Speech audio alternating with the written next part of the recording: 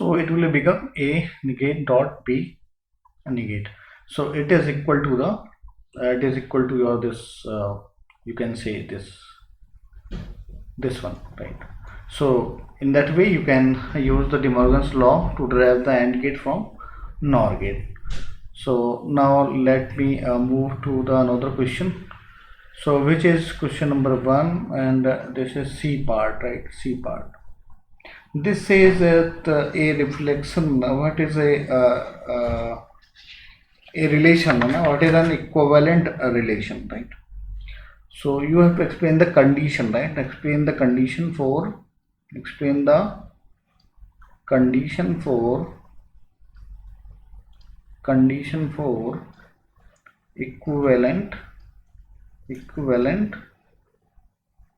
right? Equivalent relation.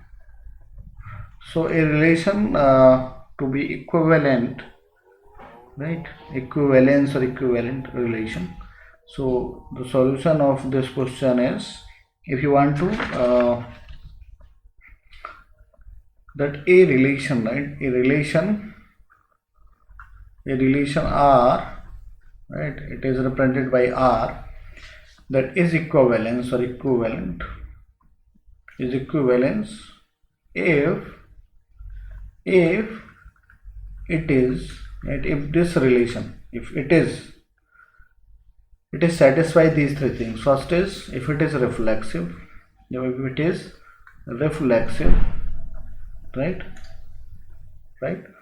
and if it is symmetric,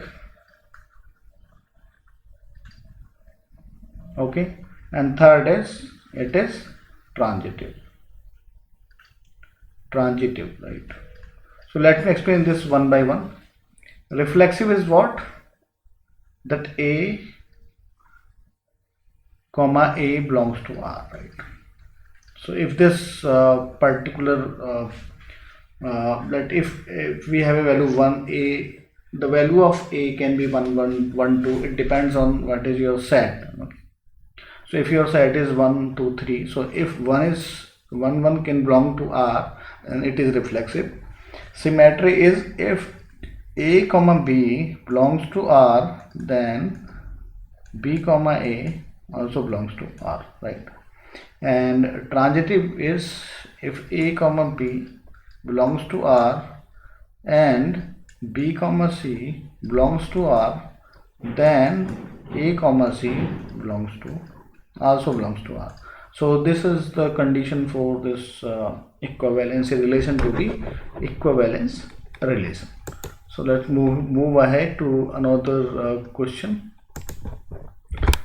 Question number 1, and this is D part, right? D part is that says prove that, and you have to prove that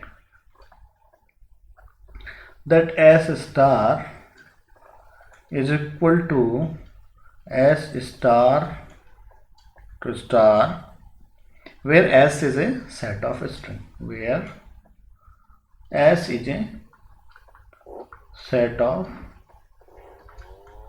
string, right? It can be of any string. So you have to prove that. So for any string we have given this, that for you can start this. To solve this you have to for any string, right? Because we cannot take an example of a string like S. We are saying that AA or AB is a string and we have to prove that. But as a general, right, a general equation we have to prove this. So we can say that for any string S star, which is S star of a star, it will be S star star. What does it mean? It does mean that it has all the combinations of in a string. It can be empty or it can be all the strings, right? So we know that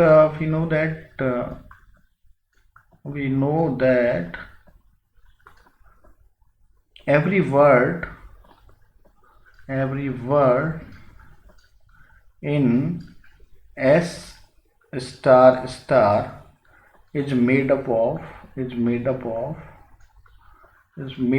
of factors from S star, right? And also from every factor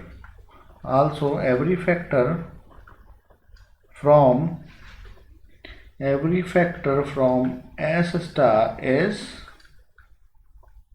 made up of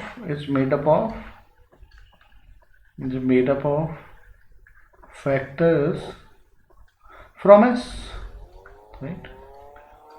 Means S star is a factor of S star, S double star is factor of S star, and these strings are made up of this S, right? Okay, so therefore we can say that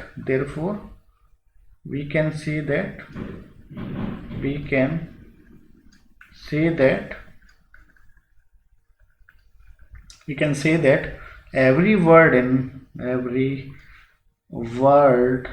in S star is made up from S, right? From the factors of S, you can say that. So this is your question number D, right? Now